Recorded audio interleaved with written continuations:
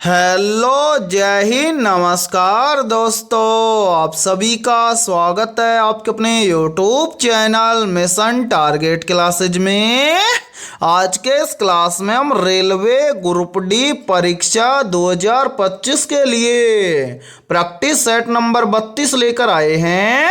और इस 32वें practice set के अंदर हमने उन्हीं क्वेश्चनों को कवर किया है जो क्वेश्चन आपके रेलवे ग्रुप डी एग्जाम 2025 के लिए इम्पोर्टेंट रहेंगे। इसलिए इस 32वें प्रैक्टिस सेट को आपको कंप्लीट देखना है और इस प्रैक्टिस सेट के एंड में आपको बताना है कि आपके टोटल कितने क्वेश्चन हैं सही होते हैं। और यदि आप हमारे इस यूट्यूब चैनल से पहली बार जुड़े हैं तो इस यूट्यूब चैनल को कर लीजिए सब्सक्राइब और बेल आइकन को प्रेस करना ताकि ऐसी शानदार क्लास का नोटिफिकेशन आपको सबसे पहले देखने को मिले। तो चलिए शुरू करते हैं आज के इस 32वें प्रैक्टिस सेट को बिना देरी के। पहला प्रश्न है आप सभी के सामने, यदि BT बराबर 42 और YC बराबर 77 लिखा जाता है तो HR बराबर क्या लिखा जाएगा। यानी कि यह पहला प्रश्न आप सभी के सामने कोडिंग डिकोडिंग से संबंधित प्रश्न दिया गया है। तो मेरे भाई इस टाइप के प्रश्न को आप एग्जाम में देखते ही फटाफट से कैसे सोल्व करेंगे तो वो देखिए जब भी इस टाइप का प्रश्न आपको एग्जाम में दिया जाए तो आपको क्या करना है, सबसे पहले आपको यहाँ पर पता करना है कि BT बराबर 42 कैसे लिखा गया है। फिर उसी प्रकार से आपको यहाँ पर पता करना है कि YC बराबर 77 कैसे लिखा गया है। फिर उसी प्रकार से हम यहाँ पर बताएंगे कि HR बराबर क्या लिखा जाएगा। तो मेरे भाई यहाँ पर देखिए सबसे पहले हम क्या करेंगे, यहाँ पर पता करेंगे कि BT बराबर 42 कैसे लिखा गया है। तो जब भी आपको अल्फाबेट लेटर से नंबर ज्ञात करना हो तो आपको क्या करना है, सबसे पहले आपके सामने जितने भी अल्फाबेट लेटर दिए गए हैं उन सभी का आपको कर लेना है नंबरिंग। जैसे यहाँ पर हमें पता करना है कि BT बराबर 42 कैसे लिखा गया है, तो सबसे पहले हम इन दोनों अल्फाबेट लेटर का करेंगे नंबरिंग। तो यहाँ पर देखिए पहला लेटर है बी आता है कितने नंबर पर, 2 नंबर पर है। बी के बाद में टी आता है कितने नंबर पर, 20 नंबर पर है। अब यहाँ पर इन दोनों को संख्याओं को आपस में क्या कर देंगे, गुणा कर देंगे। तो यहाँ पर देखिए 20 दुआ के बन जाएगा 40 और मेरे भाई 40 के अंदर यदि हम क्या कर दें, +2 कर दें तो 40 और 2 मिलकर बन जाएगा 42। और ध्यान से देखिए 42 यहाँ पर आप सभी के सामने दिया गया है। अब इसी प्रकार से हम क्या करेंगे, यहाँ पर पता करेंगे कि YC बराबर 77 इसी प्रकार से लिखा गया है क्या। तो यहाँ पर हम क्या करेंगे, सबसे पहले इन दोनों अल्फाबेट लेटर का करेंगे नंबरिंग। तो यहाँ पर देखिए पहला लेटर है Y आता है कितने नंबर पर, 25 नंबर पर है। Y के बाद में क्या है C आता है कितने नंबर पर, 3 नंबर पर है। अब यहाँ पर हम क्या करेंगे, इन दोनों संख्याओं को आपस में गुणा कर देंगे। तो यहाँ पर देखिए यहाँ पर बन जाएगा 25 75 है। और मेरे भाई यहाँ पर 75 के अंदर यदि हम क्या कर दें, +2 कर दें तो 75 और 2 मिलकर बन जाएगा 77 है। और ध्यान से देखिए 77 यहाँ पर आप सभी के सामने दिया गया है। तो उम्मीद करता हूँ कि यहाँ पर आप आसानी से बता दोगे कि HR बराबर क्या लिखा जाएगा। तो सबसे पहले हम क्या करेंगे, इन दोनों अल्फाबेट लेटर का करेंगे नंबरिंग। तो पहला लेटर है क्या H आता है कितने नंबर पर मेरे भाई, 8 नंबर पर है। H के बाद में क्या है R आता है कितने नंबर पर, 18 नंबर पर है। अब यहाँ पर हम क्या कर देंगे, इन दोनों संख्याओं को आपस में गुणा कर देंगे। तो यहाँ पर देखिए 18 अंटे हो जाएगा 144 और सभी के अंदर +2 किया गया है। तो 144 के अंदर भी हम क्या कर देंगे, +2 कर देंगे। तो 144 और 2 मिलकर बन जाएगा 146। यानी कि HR बराबर लिखा जाएगा 146। अब हमें देखना है कि 146 किसी ऑप्शन में है। तो आंसर 146 हमें दिया गया है ऑप्शन B के अंदर। तो पहले प्रश्न के अंदर ऑप्शन B हो जाएगा सभी का करेक्ट आंसर है। तो उम्मीद करता हूं कि पहला प्रश्न आपको अच्छे से क्लियर हो गया होगा। और जब भी इस टाइप का प्रश्न आपको एग्जाम में दिया जाएगा तो आप फटाफट से सोल्व कर लेंगे। ठीक है, तो चलिए फिर अगला प्रश्न देखते हैं। दूसरा प्रश्न है आप सभी के सामने। नीचे दी गई आकृति में प्रश्न चिन्ह के स्थान पर आने वाली लुप्त संख्या को ज्ञात करें। यानी कि दूसरा प्रश्न आप सभी के सामने मिसिंग नंबर से संबंधित प्रश्न दिया गया है और आपसे पूछा गया है कि इस आकृति में इस प्रश्न चिन्ह के स्थान पर कौन सी संख्या आएगी। तो इस टाइप के प्रश्न को आप एग्जाम में देखते ही फटाफट से कैसे सोल्व करेंगे तो वो देखिए मेरे भाई, इस टाइप के प्रश्न को या तो हम सोल्व करेंगे किसके अंदर, कॉलम के अंदर है, या फिर हम इस टाइप के प्रश्न को सोल्व करेंगे किसके अंदर, रो के अंदर है। अब 90% स्टूडेंट यहां पर बोलेंगे कि सर हमें कैसे पता चलेगा कि हम इस प्रश्न को रो में सोल्व करें या फिर कॉलम में। तो मेरे भाई देखिए, जिस तरफ आपको बड़ी संख्या दिखाई दे 90% इस टाइप के प्रश्न को बड़ी संख्या की तरफ ही सोल्व किया जाता है। तो यहां पर देखिए बड़ी संख्या में दी गई है किसके अंदर, कॉलम के अंदर है, तो हम इस प्रश्न को सोल्व करेंगे कॉलम के अंदर है। उससे पहले इन सभी को यहां से एक बार हटा देते हैं ताकि आपको समझने में कोई भी प्रॉब्लम ना आए। तो मेरे भाई यहां पर देखिए सबसे पहले हम क्या करेंगे, इस पहले कॉलम के अंदर पता करेंगे कि यहां पर संख्या 49 कैसे आई है। तो यहां पर देखिए पहले कॉलम के अंदर यहां पर 49 लाने के लिए क्या किया गया है, इस 49 के जस्ट ऊपर देखिए दो संख्या दी गई है। पहली संख्या है 17 और दूसरी संख्या है 15। तो इन दोनों संख्याओं को हम आपस में क्या करें कि यहां पर 49 आ जाए। तो मेरे भाई यहां पर क्या किया गया है, इस 17 का तो किया गया है सबसे पहले 2 गुना। तो यहां पर देखिए 17 का 2 गुना कितना हो जाएगा, तो मेरे भाई 17 का 2 गुना हो जाएगा 34 से, और इस 34 के अंदर इस 15 को क्या किया गया है, ऐड किया गया है। तो यहां पर देखिए 34 और 15 मिलकर बन जाएगा 49, और 49 यहां पर आप सभी के सामने दिया गया है। अब इसी प्रकार से हम क्या करेंगे, यहां पर हम इस दूसरे कॉलम के अंदर पता करेंगे कि यहां पर संख्या 106 सेम इसी प्रकार से आई है क्या। तो देखिए 106 के जस्ट ऊपर भी हमें दो संख्या दी गई है, पहली संख्या 41 और दूसरी संख्या है 24।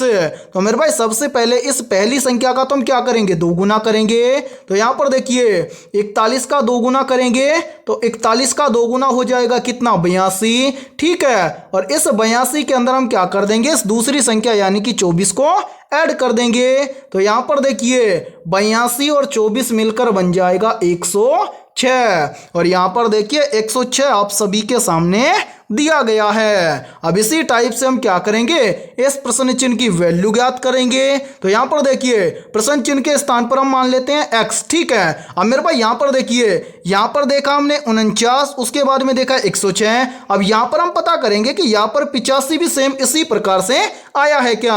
तो मेरे भाई यहां पर देखिए, यहां पर हमने क्या किया, सबसे पहले 17 का 2 गुना किया, उसके बाद में यहां पर हमने 41 का 2 गुना किया। तो इस प्रश्न चिन्ह के स्थान पर आएगी उस संख्या का हम क्या करेंगे, 2 गुना करेंगे। तो यहां पर देखिए प्रश्न चिन्ह के स्थान पर हमने माना x, तो यहां पर हम x का 2 गुना करेंगे तो यहां पर हो जाएगा 2x। ठीक है, उसके बाद में यहां पर देखिए इसके अंदर हम प्लस करेंगे इस दूसरी संख्या को, दूसरी संख्या क्या है 29, तो यहां पर हम प्लस कर देंगे 29 है, और मेरे भाई यहां पर इन सभी को जोड़ देंगे तो यहां पर कितना आना चाहिए, 85 आना चाहिए। तो यहां पर देखिए अब हमें क्या करना है, इस x की वैल्यू ज्ञात करनी है। तो मेरे भाई यहां पर है 2x। ठीक है, उसके बाद में यहां पर है 29 क्या है, प्लस का है, तो इस 29 को इस तरफ लेकर जाएंगे तो प्लस का है तो माइनस का हो जाएगा। तो यहां पर देखिए सबसे पहले क्या है 85, उसके बाद में 29 का प्लस का है, इधर लेकर आएंगे तो हो जाएगा माइनस का। ठीक है, तो यहां पर देखिए 2x के बराबर में हो जाएगा क्या, 85 में से 29 चला जाएगा तो यहां पर बचेगा 56। अब मेरे भाई यहां पर x की वैल्यू निकालने के लिए हम इस 2 को भी क्या कर देंगे, इस तरफ भेज देंगे। तो यहां पर देखिए x बराबर में हो जाएगा क्या, 56, और यहां पर 2 गुणा में है तो यहां पर चला जाएगा किसके अंदर, भाग के अंदर है। तो मेरे भाई यहां पर ध्यान से देखिए 56 के अंदर 2 का भाग देंगे तो यहां पर आ जाएगा 28, यानी कि x की वैल्यू होगी कितनी, 28। या हम बोल सकते हैं कि इस प्रश्न चिन्ह के स्थान पर संख्या भरी जाएगी 28। और ध्यान से देखिए 28 हमें दिया गया है ऑप्शन डी के अंदर है, तो दूसरे प्रश्न के अंदर ऑप्शन डी हो जाएगा सभी का करेक्ट आंसर है। तो उम्मीद करता हूं कि दूसरा प्रश्न भी आपको अच्छे से क्लियर हो गया होगा, और जब भी इस टाइप का प्रश्न आपको एग्जाम में दिया जाएगा तो आप फटाफट से सोल्व कर लेंगे। ठीक है, तो चलिए फिर अगला प्रश्न देखते हैं। तीसरा प्रश्न है आप सभी के सामने, नीचे दिए गए विकल्पों में से उस विकल्प का चयन करें जो प्रश्न चिन्ह के स्थान पर आएगा। यानी कि तीसरा प्रश्न आप सभी के सामने एनालॉजी से संबंधित प्रश्न दिया गया है और आपसे पूछा गया है कि जिस प्रकार से के एम एल का संबंध 11, 13, 12 के साथ में, उसी प्रकार से क्यू एस टी का संबंध किस संख्या के साथ में होगा। तो मेरे भाई इस टाइप के प्रश्न को आप एग्जाम में देखते हैं, फटाफट से कैसे सोल्व करेंगे तो वो देखिए इस टाइप के प्रश्न को आप एग्जाम में तभी सोल्व कर पाएंगे जब आपको कंप्लीट अल्फाबेट लेटर नंबरिंग के साथ में याद होंगे। तो उम्मीद करता हूं कि आपको कंप्लीट अल्फाबेट लेटर नंबरिंग के साथ में जरूर याद होंगे। तो मेरे भाई यहां पर देखिए के एम एल से यहां पर 11, 13, 12 कैसे लिखा गया है, तो ध्यान से देखिए। यहाँ पर है पहला लेटर के आता है अल्फाबेट लेटर के अंदर 11 नंबर पर और यहाँ पर लिखा गया है 11। के बाद में है एम आता है अल्फाबेट लेटर के अंदर 13 नंबर पर और यहाँ पर लिखा गया है 13। एम के बाद में है एल आता है अल्फाबेट लेटर के अंदर 12 नंबर पर और ध्यान से देखिए यहाँ पर लिखा गया है 12। यानी कि यहाँ पर क्या किया गया है, इन सभी अल्फाबेट लेटर का नंबरिंग करके ऐसे की ऐसे इनके सामने लिखा गया है। तो उम्मीद करता हूं कि आप यहां पर आसानी से बता दोगे कि क्यू एस टी को इस प्रश्न चिन्ह के स्थान पर क्या लिखा जाएगा।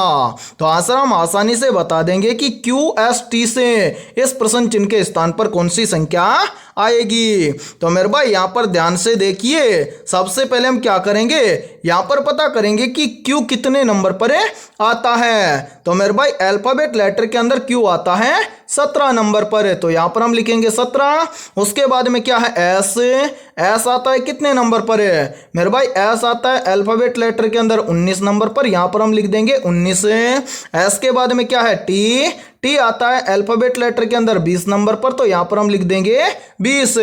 यानी कि क्यू एस टी इसको लिखा जाएगा 17, 19, 20।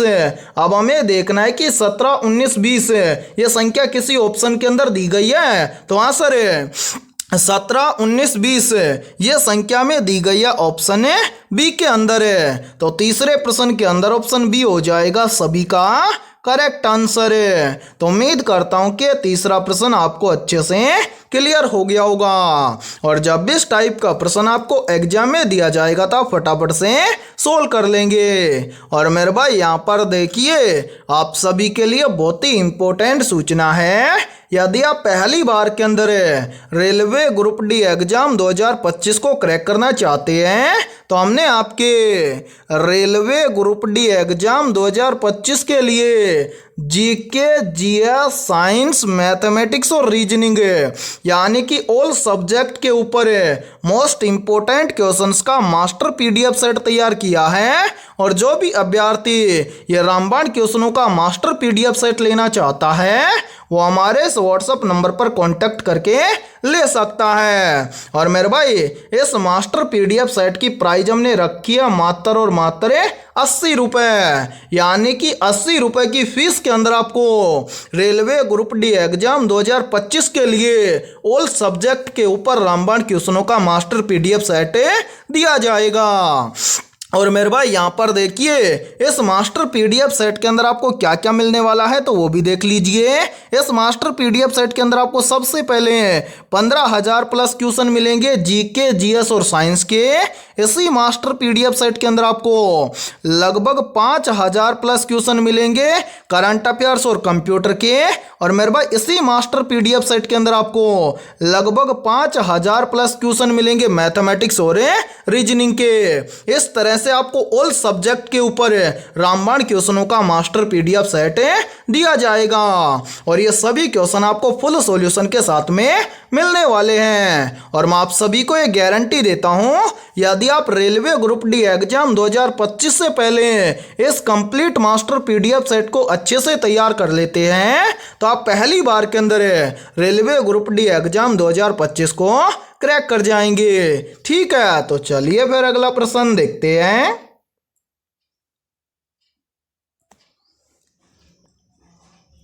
चौथा प्रश्न है आप सभी के सामने, निम्नलिखित विकल्पों में से संबंधित संख्या को चुनिए। यानी कि चौथा प्रश्न आप सभी के सामने नंबर एनालॉजी से संबंधित प्रश्न दिया गया है और आपसे पूछा गया है कि जिस प्रकार से 50 का संबंध है 65 के साथ में, उसी प्रकार से 101 का संबंध किस संख्या के साथ में होगा। तो मेरे भाई इस टाइप के प्रश्न को आप एग्जाम में देखते हैं, फटाफट से कैसे सोल्व करेंगे तो वो देखिए इस टाइप के प्रश्न को आप कैसे सोल्व करेंगे। तो सबसे पहले आपको क्या करना है, यहां पर पता करना है कि 50 का संबंध 65 के साथ में कैसे है। फिर उसी प्रकार से हम यहां पर बताएंगे कि 101 का संबंध किस संख्या के साथ में होगा। तो मेरे भाई यहां पर देखिए 90% स्टूडेंट यहां पर बोलेंगे कि सर 50 से यहां पर 65 बन जाएगा कैसे।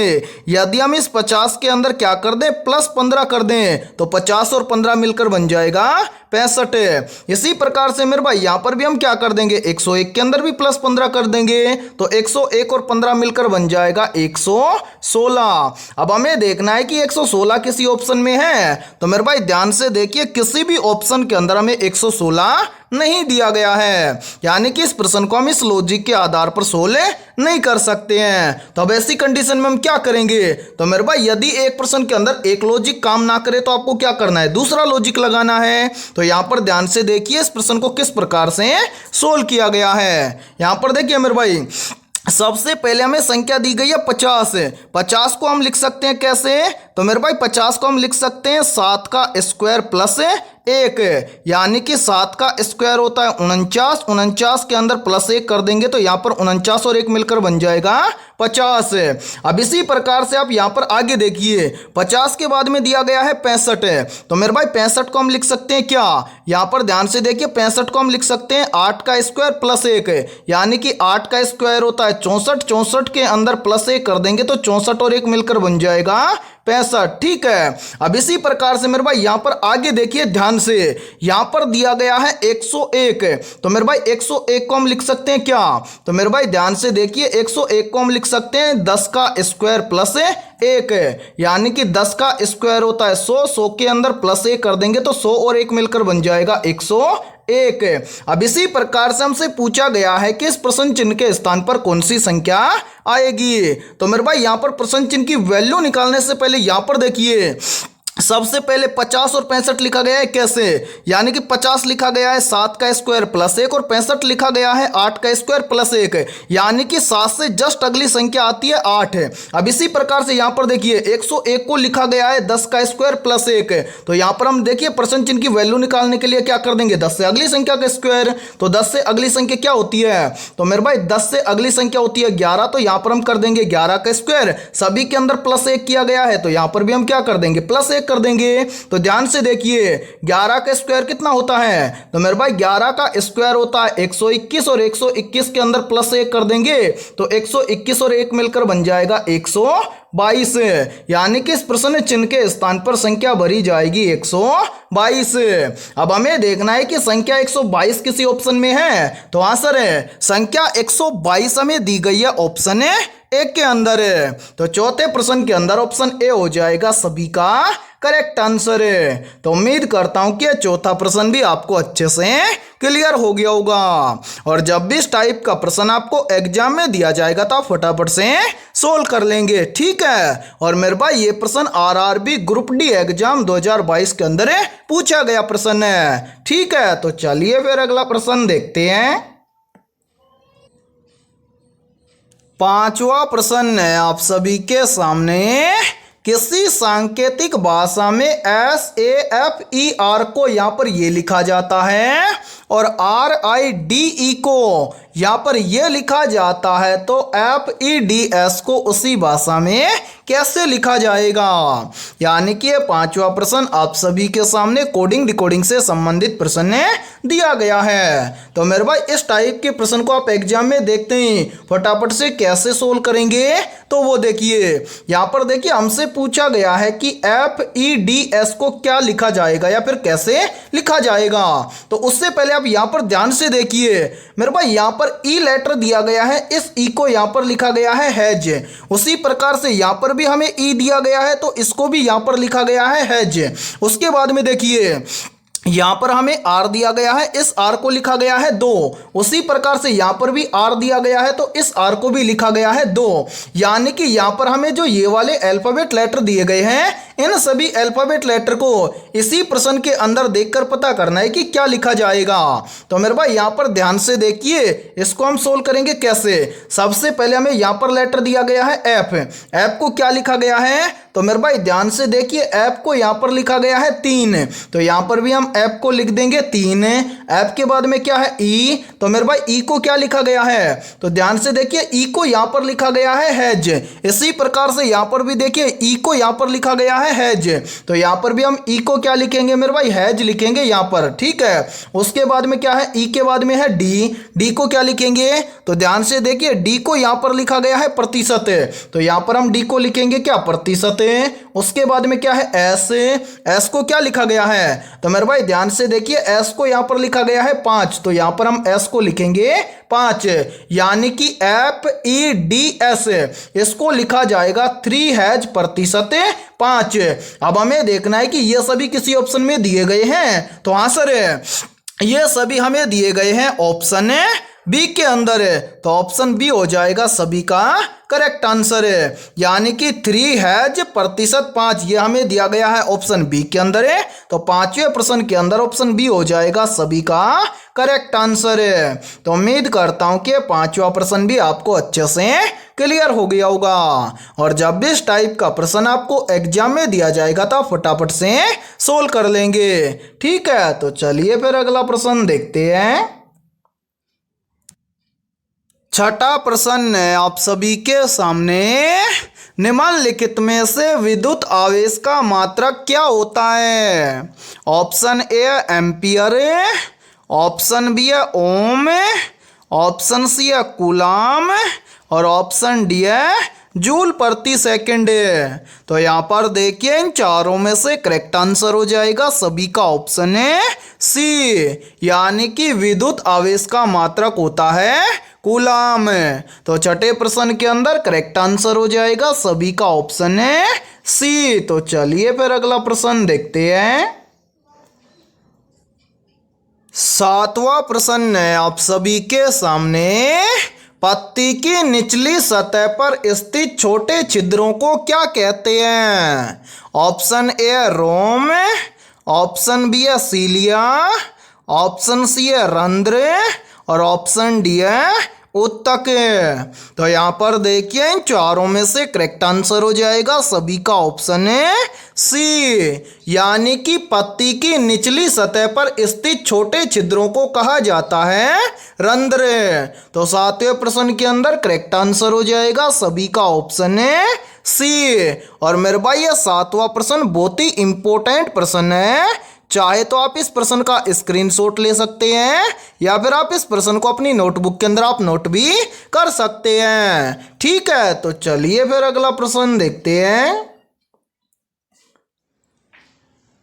8वां प्रश्न है आप सभी के सामने, भारतीय संविधान के किस अनुच्छेद के अंतर्गत राष्ट्रपति को लोकसभा भंग करने का अधिकार है। ऑप्शन ए अनुच्छेद 85 के अंतर्गत, ऑप्शन बी है अनुच्छेद 72 के अंतर्गत, ऑप्शन सी है अनुच्छेद 61 के अंतर्गत और ऑप्शन डी है अनुच्छेद 84 के अंतर्गत। तो यहाँ पर देखिए इन चारों में से करेक्ट आंसर हो जाएगा सभी का ऑप्शन है ए, यानी कि भारतीय संविधान के अनुच्छेद 85 के अंतर्गत राष्ट्रपति को लोकसभा भंग करने का अधिकार है। तो 8वें प्रश्न के अंदर करेक्ट आंसर हो जाएगा सभी का ऑप्शन है ए। और मेरे भाई इस क्लास के अंदर आपको एंड तक बने रहना है, क्योंकि इस क्लास के अंदर हमने उन्हीं क्वेश्चनों को कवर किया है जो क्वेश्चन आपके आरआरबी ग्रुप डी एग्जाम 2025 के लिए इंपॉर्टेंट रहेंगे। इसलिए सभी अभ्यर्थियों को इस क्लास को एंड तक देखना है, ठीक है। तो चलिए फिर अगला प्रश्न देखते हैं। 9वां प्रश्न है आप सभी के सामने, कपास के उत्पादन के लिए सबसे उत्तम मिट्टी कौन सी है? मेरे भाई मोस्ट इंपोर्टेंट प्रश्न है ये, तो जल्दी से बताइए इन चारों में से करेक्ट आंसर है क्या होगा।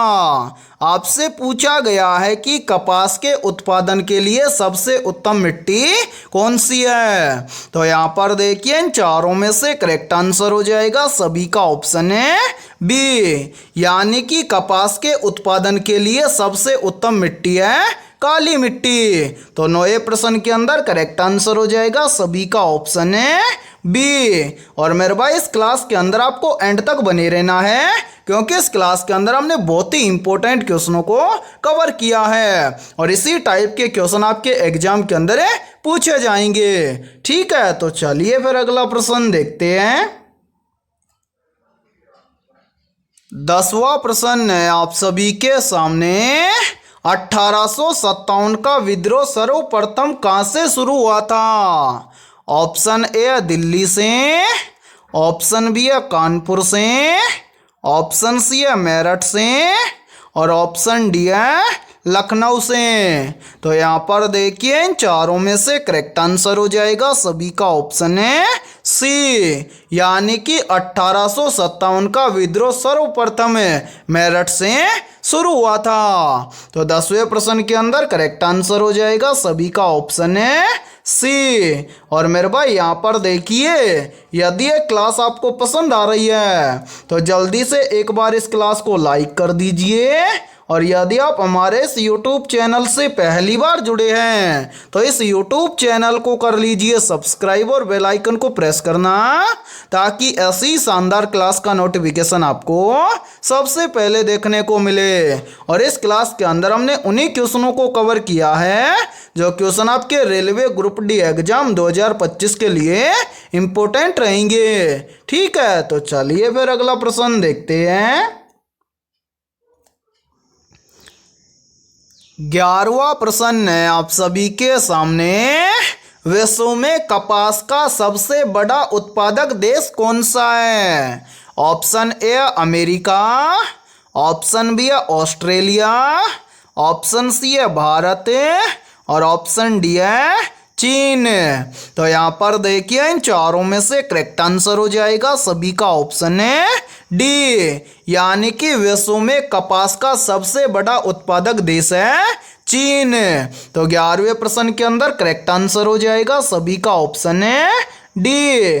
और मेरे भाई यहाँ पर देखिए यहीं से क्वेश्चन और बनता है, और ये क्वेश्चन भी काफी बार एग्जाम के अंदर रिपीट होता है। प्रश्न पूछा जाता है कि कपास की खेती के लिए किस मिट्टी की आवश्यकता होती है, या फिर कपास की खेती के लिए सबसे उपयुक्त मिट्टी कौन सी है। तो मेरे भाई याद रखना, कपास की खेती के लिए उपयुक्त मिट्टी है काली मिट्टी। ठीक है, तो चलिए फिर अगला प्रश्न देखते हैं। 12वां प्रश्न है आप सभी के सामने। किस विटामिन की कमी से जनन क्षमता क्षीण हो जाती है?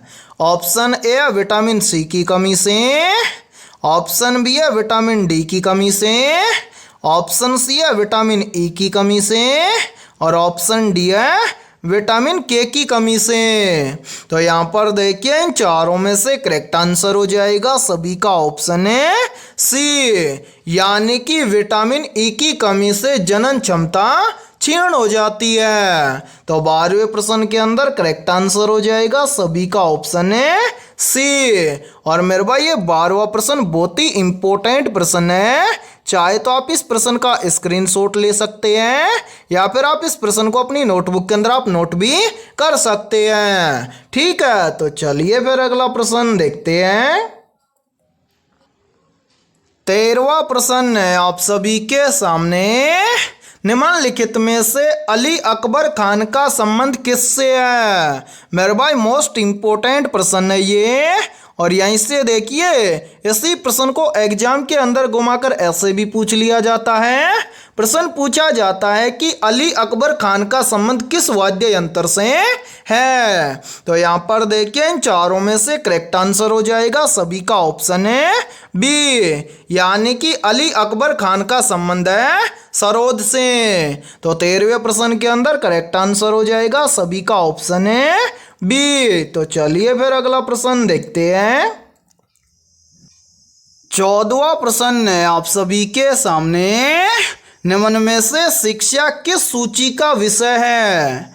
ऑप्शन ए संघ सूची का, ऑप्शन बी है समवर्ती सूची का, ऑप्शन सी है राज्य सूची का और ऑप्शन डी है इनमें से कोई नहीं।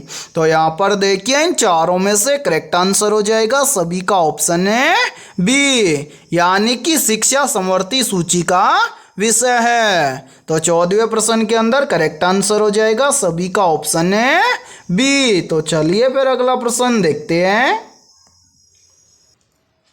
15वां प्रश्न है आप सभी के सामने, भारत में पहली रेलगाड़ी कहाँ से कहाँ तक चली थी।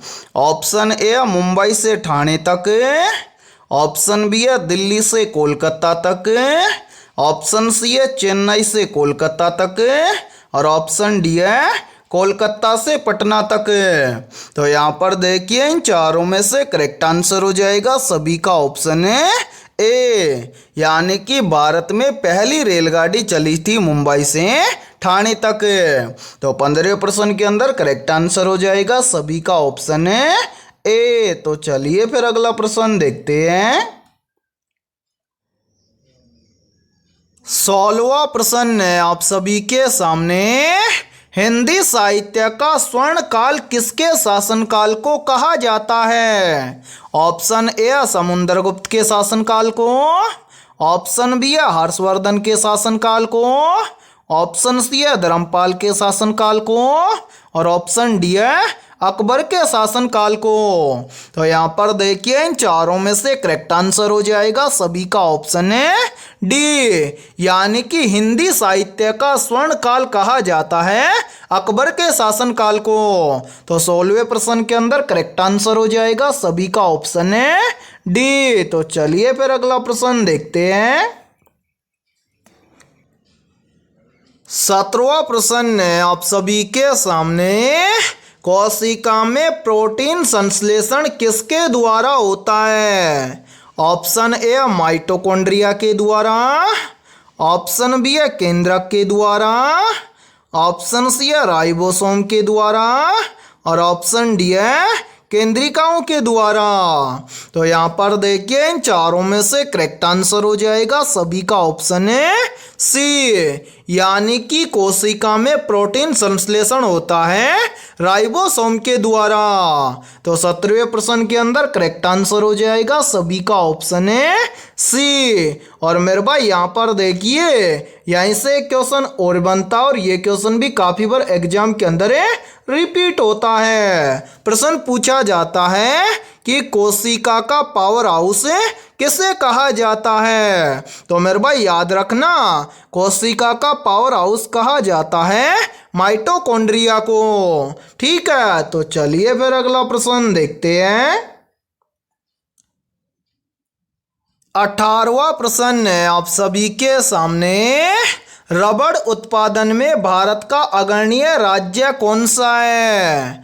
ऑप्शन ए कर्नाटक राज्य, ऑप्शन बी है तमिलनाडु राज्य, ऑप्शन सी है केरल राज्य और ऑप्शन डी है आंध्र प्रदेश राज्य। तो यहाँ पर देखिए इन चारों में से करेक्ट आंसर हो जाएगा सभी का ऑप्शन है सी, यानी कि रबड़ उत्पादन में भारत का अग्रणीय राज्य है केरल। तो 18वें प्रश्न के अंदर करेक्ट आंसर हो जाएगा सभी का ऑप्शन है सी। और मेरे भाई ये प्रश्न मोस्ट इंपोर्टेंट प्रश्न है, चाहे तो आप इस प्रश्न का स्क्रीनशॉट ले सकते हैं या फिर आप इस प्रश्न को अपनी नोटबुक के अंदर आप नोट भी कर सकते हैं। ठीक है, तो चलिए फिर अगला प्रश्न देखते हैं।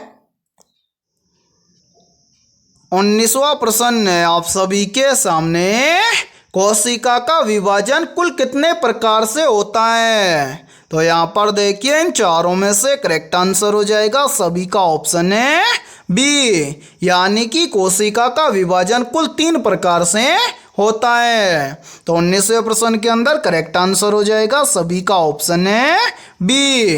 और मेरे भाई यहाँ पर देखिए आप सभी के लिए बहुत ही इंपॉर्टेंट सूचना है।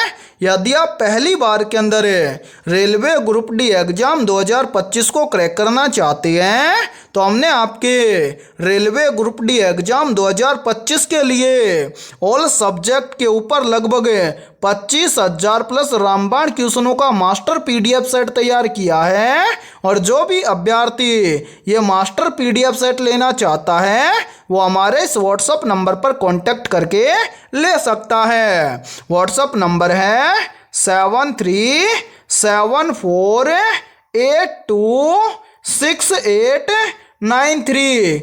ये हमारा व्हाट्सएप नंबर है। इस व्हाट्सएप नंबर पर आप कांटेक्ट करके इस मास्टर पीडीएफ सेट को ले सकते हैं। और मेरे भाई इस मास्टर पीडीएफ सेट की प्राइस हमने रखी है मात्र और मात्र 80 रुपये, यानी कि 80 रुपये की फीस के अंदर आपको लगभग 25,000 प्लस रामबाण क्वेश्चनों का मास्टर पीडीएफ सेट दिया जाएगा। और इस मास्टर पीडीएफ सेट के अंदर आपको क्या क्या मिलने वाला है तो वो भी देख लीजिए। मेरे भाई यहाँ पर देखिए इस मास्टर पीडीएफ सेट के अंदर आपको लगभग 15,000 प्लस क्वेश्चन मिलेंगे जीके, जीएस और साइंस के। और इसी मास्टर पीडीएफ सेट के अंदर आपको लगभग 5,000 प्लस क्वेश्चन मिलेंगे करंट अफेयर्स और कंप्यूटर के। और मेरे भाई इसी मास्टर पीडीएफ सेट के अंदर आपको लगभग 5,000 प्लस क्वेश्चन मिलेंगे मैथमेटिक्स और रीजनिंग के। और सभी क्वेश्चन आपको फुल सॉल्यूशन के साथ में मिलने वाले हैं। और मैं आप सभी को एक गारंटी देता हूं यदि आप रेलवे ग्रुप डी एग्जाम 2025 से पहले इन 25,000 प्लस क्वेश्चनों को अच्छे से तैयार कर लेते हैं तो आप पहली बार के अंदर रेलवे ग्रुप डी एग्जाम 2025 को क्रैक कर जाएंगे। ठीक है, तो चलिए फिर अगला प्रश्न देखते हैं। 20वां प्रश्न है आप सभी के सामने। गुप्त वंश के सबसे महान शासक कौन थे? Option A Srigupta, option B है समुद्रगुप्त, ऑप्शन सी है चंद्रगुप्त द्वितीय और ऑप्शन डी है स्कंदगुप्त। तो यहाँ पर देखिए इन चारों में से करेक्ट आंसर हो जाएगा सभी का ऑप्शन है बी, यानी कि गुप्त वंश के सबसे महान शासक थे समुद्रगुप्त। तो 20वें प्रश्न के अंदर करेक्ट आंसर हो जाएगा सभी का ऑप्शन है बी। तो मेरे भाई आज के इस क्लास के अंदर इतना ही। यदि ये क्लास आपको पसंद आई है तो जल्दी से एक बार इस क्लास को लाइक कर दीजिए। और यदि आप हमारे इस YouTube चैनल से पहली बार जुड़े हैं तो इस YouTube चैनल को कर लीजिए सब्सक्राइब और बेल आइकन को प्रेस करना ताकि ऐसी शानदार क्लास का नोटिफिकेशन आपको सबसे पहले देखने को मिले। और आज के इस क्लास के अंदर हमने 20 बहुत ही इंपॉर्टेंट क्वेश्चन करवाए हैं। तो इन 20 में से आपके कितने क्वेश्चन सही हुए हैं सभी को कमेंट सेक्शन के अंदर कमेंट करके बताना है। और जिन भी अभ्यर्थियों के इन 20 में से लगभग 18 प्लस क्वेश्चन सही हुए हैं तो समझना उनकी तैयारी बेहतर है। तो फिर मिलते हैं ऐसे ही बेहतरीन क्वेश्चनों के साथ सुबह 7 बजे।